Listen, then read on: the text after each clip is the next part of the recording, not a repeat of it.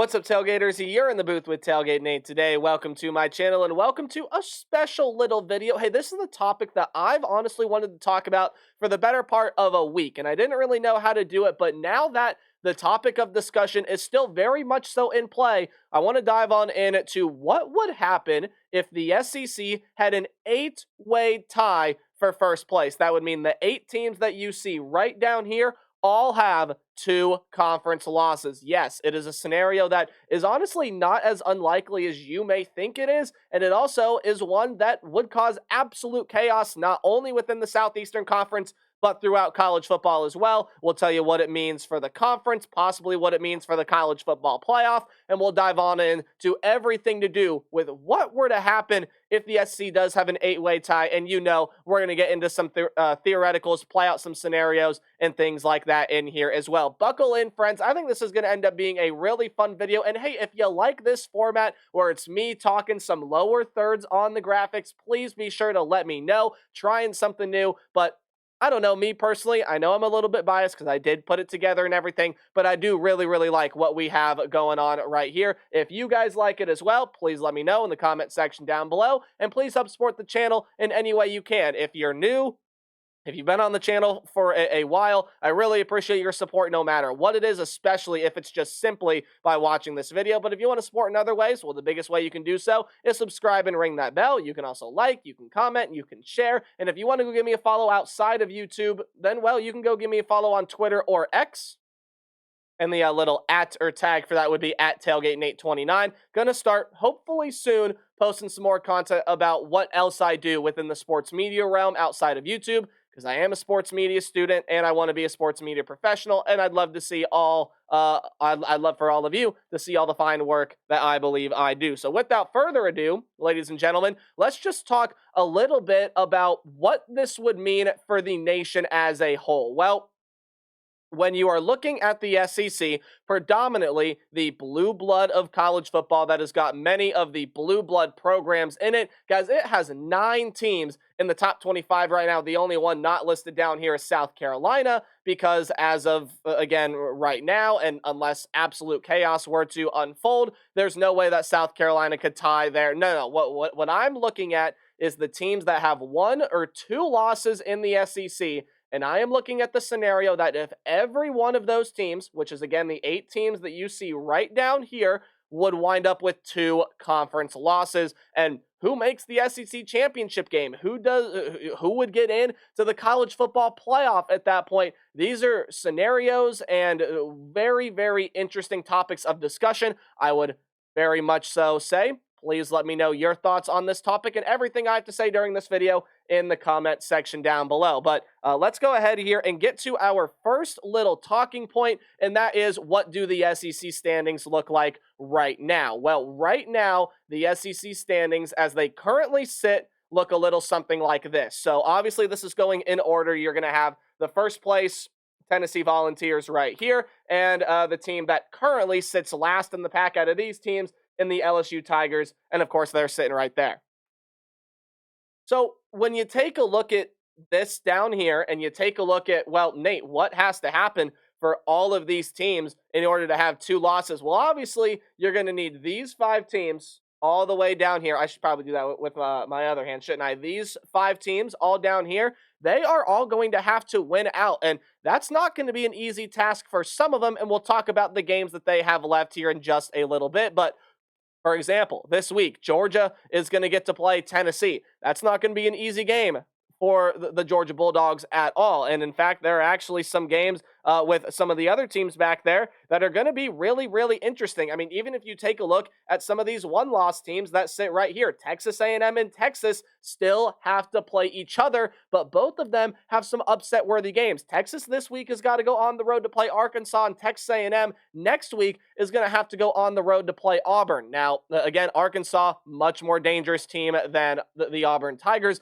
but with how chaotic and crazy the SEC has been this year, obviously Alabama's lost to Vanderbilt. Vandy. Vanderbilt's been a surprise. South Carolina has pulled off some upsets. You just had Ole Miss pounce Georgia this past week, which I don't think a lot of people saw coming. Missouri has not been quite up to standard in the SEC this season either. This is just a very, very interesting conversation throughout this conference right now. So, okay, let's just go ahead and get into the meat of this subject matter, right? What has to happen for all of these teams to wind up with 2 losses? Well, again, obviously, as I said earlier, all of these teams from Georgia all the way to LSU are going to have to win out. They have to win the remainder of their games. But the thing that is most vital is involving this team right here, the Georgia Bulldogs. This week, as I just mentioned, Georgia goes on the road, they don't go on the road. They host the Tennessee Volunteers. Tennessee, right here, they've got to go on the road to play the Georgia Bulldogs. Georgia has to win that game. And again, we are playing out the most chaotic hypothetical scenario right now in that all of these teams you see down here have 2 conference losses. Georgia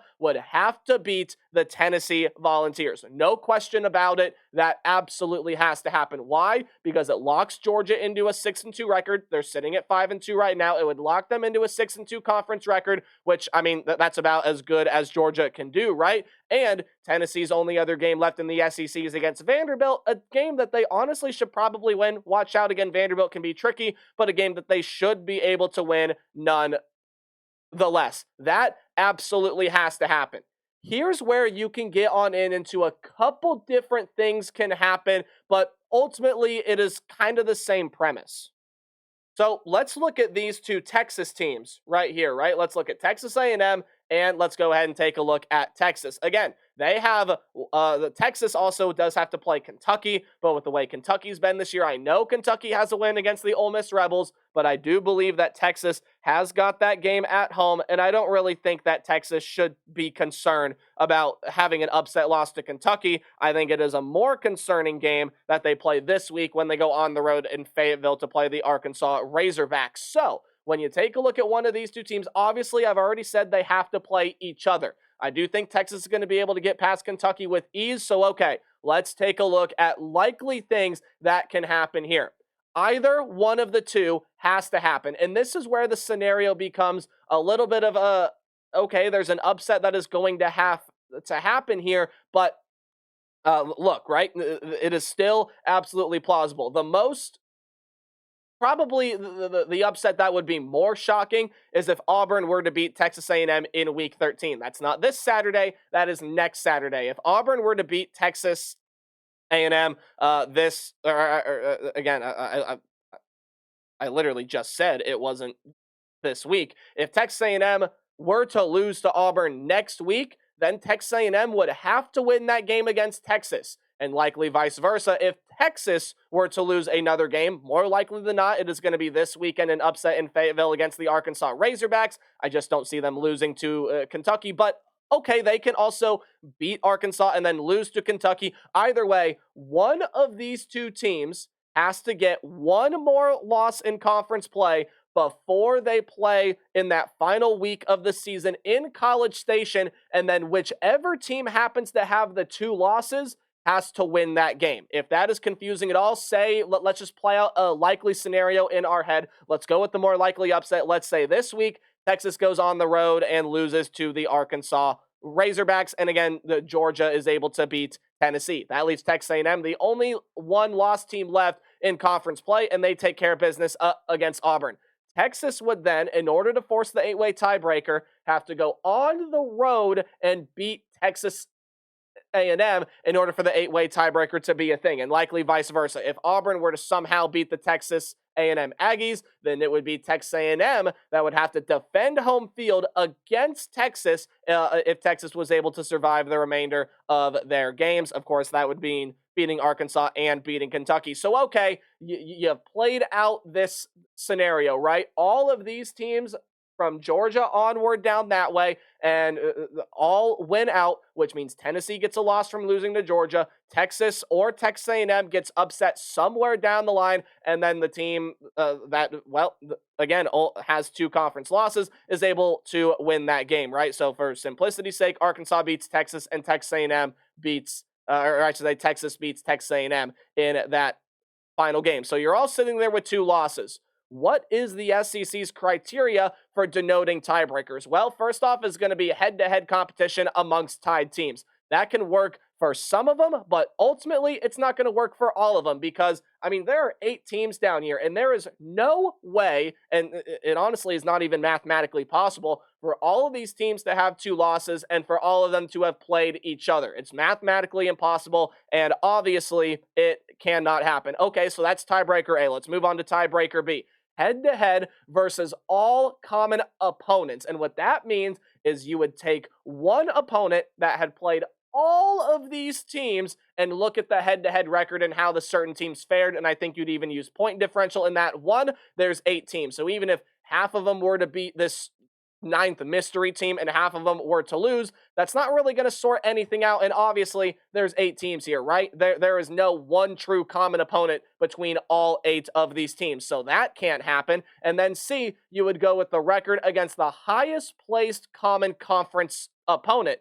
Again, these teams did not all play the exact same team. There is at least one team that is on Georgia's schedule that is not going to be on Texas's schedule, and there's going to be at least one team that is on maybe 7 of these teams' schedules that did not, for example, have to play the Alabama Crimson Tide. And I do not have an example off the top of my head, but you can see how that would just be really, really hard to do. And first off, if the SEC schedule makers were to put up say Georgia against all 7 of these other teams, or South Carolina against these 8 teams right here, that would, yeah, just not going to happen. So you can kind of see point B on that. No common opponents between the 8 of them, which denotes point B and denotes tiebreaker C there as well. So, okay, let's move on to tiebreaker D, because this is where things are going to get sorted out. It is the cumulative conference winning percentage of all conference opponents. Okay, Nate, that was a lot of big words. What does that mean? It basically means you take all of the teams that you played in SEC play, you add up, or I should say, you add up their wins, you add up their losses, and then you take the winning percentage of those teams. So, for example, the way things currently sit right now, the LSU Tigers are the front runners in that department. The teams that they have played in conference play have a 26-23 record in conference play. So again, that's like combining the records of Alabama, Ole Miss, and every other team that LSU has played. It's combining their conference record and spewing out this number. LSU, the opponent win percentage in conference play, 531, and Alabama right now is at 521. So, okay, those are the 2 front runners right now, and it's not even close to who is next, because Georgia is the 3rd team back there currently, and they are almost 100 percentage points behind both Alabama and LSU. So right now, if the season were to end today and this 8-win tiebreaker thing happens, it would be Alabama and LSU that would get to go play in Atlanta for an SEC championship game. Okay, Nate, but let me ask you this. Are there any games that any of these teams have coming up that would change this, that would change any of these numbers? Like, is a team schedule going to get harder? Is a team schedule going to get easier? Where do all of these teams sit over the remainder of the season? Well, let me tell all you fine people what I did. If my slide or my little graphic would change here. Boom. There you go. Nate, what do all of these numbers mean right here? By the way, I know that's hard to read. The Georgia one, that says 438. Nate, what did you do? Here is what I did. I went ahead and projected out the way that I think the season is going to play out and also what needed to happen in order to reach the 8-way tiebreaker, right? I projected outwards the rest of the SEC schedule with games that, quite simply had to happen. Like in this scenario, I had Texas losing to the Arkansas Razorbacks, and then Texas beating Texas A&M in that final week, and obviously Georgia would have to beat Tennessee. Basically, anything that needs to happen for the sort of 8-way tiebreaker to go down is extrapolated in this model here. And you guys can't see it, but I have a fancy little note thing in front of me that is going to sort of break it down for all you fine people. If you want me to release that, I'd be happy to do so. But here is, again, the current conference winning percentages. If you combine everything as of right now, are LSU at 531 and Alabama at 521. Alabama's takes a little bit of a dip because, well, Alabama's still got to play. Yes, my apologies. They still have to play Oklahoma and they still have to play Auburn. That takes an absolutely massive dip. It does. It takes an absolutely massive dip. But when you add up the way that all of Bama's the teams are projected to face, they play four other teams up here. They played LSU, they played Georgia, they played Tennessee, and they also played the Missouri Tigers. That is already 24 wins right there, which again, you play. This is based on a like 64 game model, and I could get on into the numbers anyway. Basically, everything that you need to know is projecting the season outward, doing everything that has to happen for the 8-way tiebreaker, and as well as just projecting some of the other games that are happening in the SEC this year based on how teams have looked and this, that, and the other. Alabama would be the front runner there, and they would get the top seed in the SEC, but then LSU would be right there behind them because much like Bama, LSU has played a lot of the teams up here. LSU has played Ole Miss, they've played A&M, they have played Bama, they have played all of those teams so far. Now, there are teams on this list that have played multiple of these teams, but their strength of schedule is weakened because of some of the other teams they play, specifically Mississippi State, Oklahoma, Kentucky, the teams that extrapolating outward. I don't think Mississippi State's going to win a conference game. So in this model, they are projected to go 0-8. Kentucky and Oklahoma are both projected to go 1-7. Florida's projected to go 2-6. And I actually think that's the only 2-6 team that I have projected here in this. And then 3-5 would be Vandy. And then 4-4 would be both South Carolina and Arkansas. And if I forgot any other team in that, I do apologize profusely, but that is just the way that things have been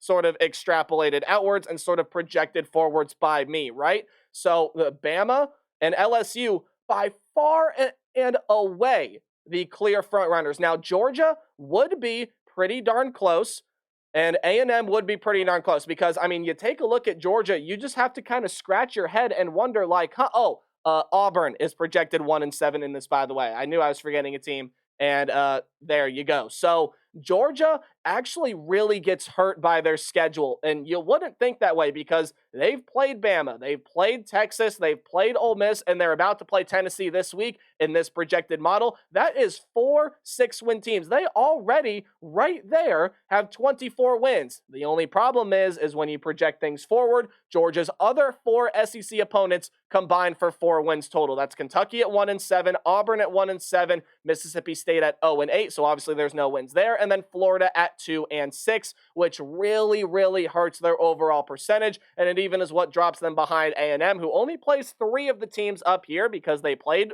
Missouri, they played LSU, and again, they still have to play Texas at the end of the season, but their overall, they've played both Arkansas and South Carolina, both 500 teams that are absolutely going to tremendously help A&M's case. So, what does this video say? Basically, it says that extrapolating the season forward, projecting outward, if an 8-way tie were to happen, in the most likely scenario, it would be Alabama and LSU in the conference championship game. And I will even tell you right now that even if Texas A&M does not beat, or actually, if Arkansas doesn't beat Texas and it is Auburn that beats Texas A&M in that, that doesn't hurt Alabama or LSU at all, and it doesn't really help any of the other teams below them. Really, no matter what way you slice it, if there is an 8-way, a 7-way, a 6-way, whatever tiebreaker you want to use, if there are any number of teams greater than 4, I'll say 4, 5, 6, 7, 8,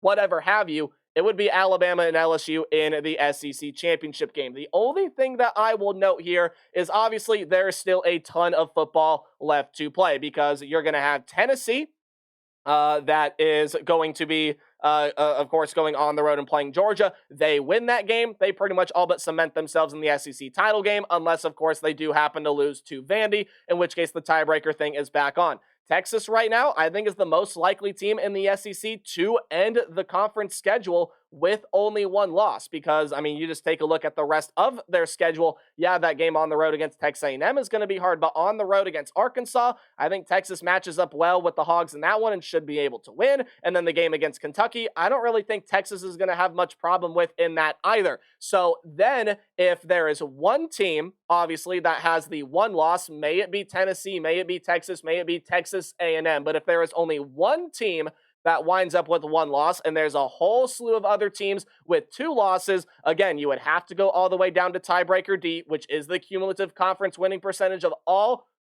conference opponents, and it still would be the Alabama Crimson Tide to move on to the SEC championship game because, again, no matter what happens with Texas, no matter what happens with Texas A&M, Texas A&M is going to affect LSU a little bit, but it's not going to affect them tremendously. Alabama right now, if you project the season forward, their total conference record, so you combine all the conference records and put it into one big giant record of everybody that Alabama will play in conference play this year, they go 33-31. For LSU, they go 32-32. And obviously, even if LSU ties that, so say Alabama falls to their conference opponents in total fall to 32-32, and they wind up with the same percentage as the LSU Tigers due to whatever reason, Alabama would then have the head-to-head. So Alabama would still be placed above the LSU Tigers. So what I'm saying right now is in the SEC, if you finish conference play with 1 loss, most likely teams to do that, in my opinion, are Texas and I'd say the most likely team to do that, in my opinion, right now is Texas, because I do think they're also going to be favorites to go on the road and beat Texas A&M, but obviously Tennessee or Texas A&M can do that as well, and one of these two, Texas A&M or Texas, is going to be left out of the whole if you only have 1 loss conversation, because obviously they play each other that final week. Tennessee's got a really hard one on the road against Georgia this week, but all I'm saying is if there is an 8-way tiebreaker, these are going to be your 2 teams that move on. 8-way, 7-way tiebreaker for first place in the SEC.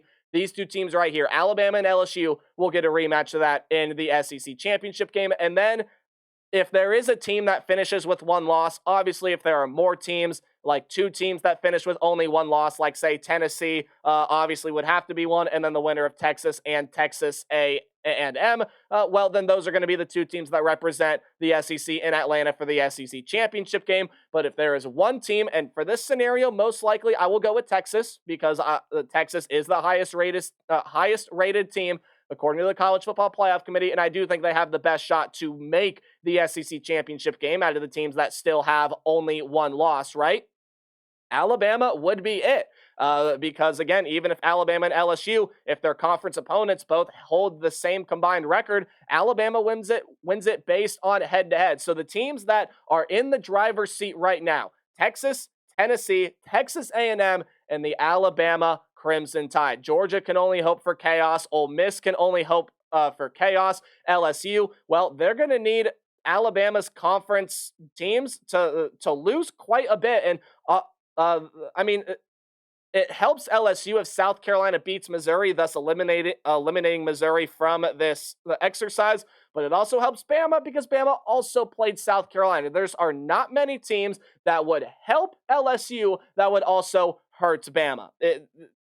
So Bama is sitting in the driver's seat of the sort of conference win percentage tiebreaker thing right now. But obviously there's still a lot of football left. There are a lot of games to be played. And really, really quickly here, I do want to talk about what this all might mean for the college football playoff. So what it might mean for the college football playoff if, say again, these teams tie for an 8-way first place finish, right? It's going to be chaos for the playoff committee, no matter what way you slice it, because, again, Alabama and LSU in this scenario make the conference championship game. Or even if you sort of project forwards and think, okay, Texas is going to wind up with 1 loss, that's the only team to do so, based on the exercise that we just did, Alabama would meet Texas in the SEC championship game. So, again, there is still so much unknown. There is so much football left to be played.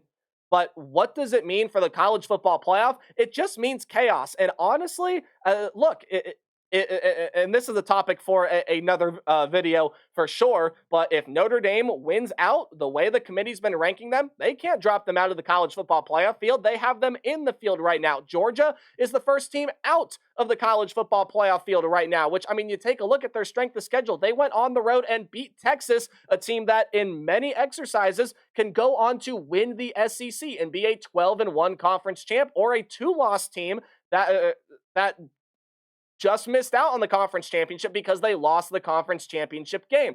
Georgia also went on the road to play Ole Miss. They're going to have to play Tennessee here as well. They have a win over the Alabama Crimson Tide, which especially would help their case if Alabama made the SEC championship game and then eventually won the SEC championship game, right? Guys, this whole thing gets so convoluted and so complicated really, really fast as we figure out more and more things down the line. I'm sure that the college football playoff conversation is going to be absolutely crazy. I am sure that the conversation surrounding the SEC is going to be absolutely crazy because, and the reason I wanted to focus on the SEC in this video is because you kind of have a good idea of who's going to come out of the other three power conferences already, and you already know who the group of five frontrunners are. It's Boise State and then the field. That's not a big mystery at all. The Big Ten, well, Oregon, if they win this week, are pretty much locked in, but then you have Ohio State and Indiana still to play out. Penn State is likely out, even though they're still technically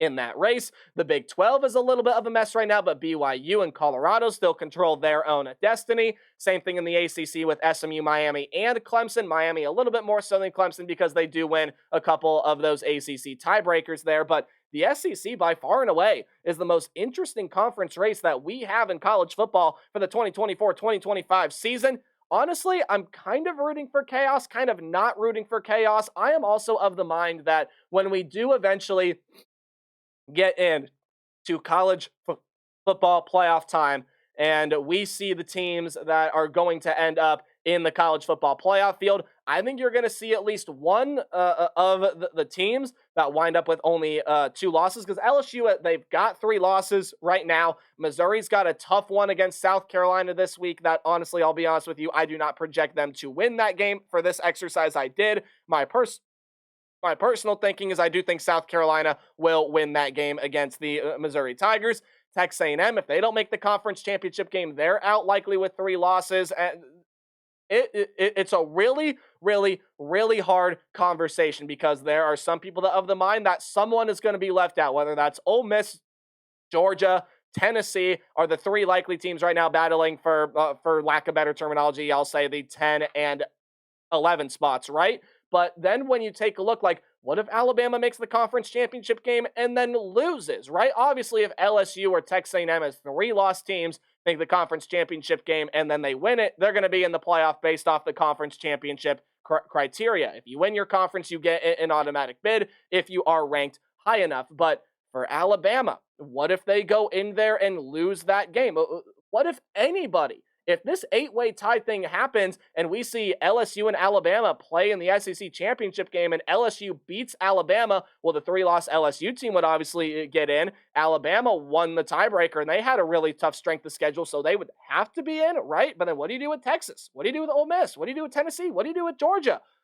This is just going to be such an interesting conversation to be had, and I can guarantee you with 100,000 million% certainty that there will be many, not just one, not just 2, many, I'm talking 3 to 4 fan bases within the SEC that will be very, very mad that they got left out of the college football playoff. That number might be more right around 2 or 3 because just of the way that the conference might happen to shape out. But I've blabbered on about this topic for quite some time now. Thank you all so much for sitting through this journey with me, and I'm sorry if it didn't make a whole lot of sense. Hopefully it did, but thank you anyway for watching this video. Thank you for supporting the channel and supporting me in any way you can. It really does mean the world to me. Remember to play hard, but tailgate harder. Let me know what you think about this new format, and I'll see all you guys tomorrow. We'll look at some upsets and some other things happening around college football.